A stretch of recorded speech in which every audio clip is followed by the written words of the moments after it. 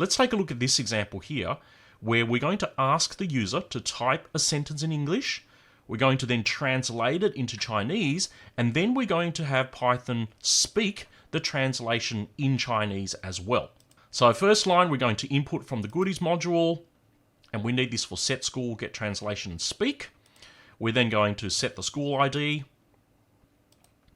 The first line, we're going to use the input function to ask the user to type in a sentence in English, and we're going to move right to left because we've got the assignment operator. We're going to put whatever they typed in into the sentence variable. Remember the variable on the left-hand side of the equal sign. So there it is, sitting inside the sentence variable. We then move to the next line where we're going to call the getTranslation function. And notice here we have got the sentence variable again, but in this case the sentence variable is on the right-hand side of the equal sign. So that means we are going to look inside the variable, pluck out its contents, and substitute it into that piece of code.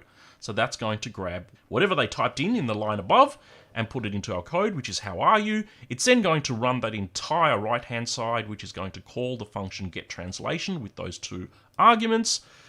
The final result is those characters in Chinese.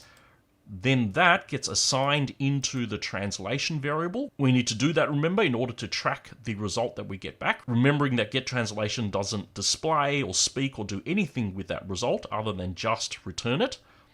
So we save it into the translated variable. There it is. And then the last line of code is going to then look in that translated variable, remembering that the variable occurs there on its own and not on the left-hand side of an equal sign. So it means we're going to look inside that variable, substitute its value, and then we're going to speak that phrase in Chinese through our computer speakers.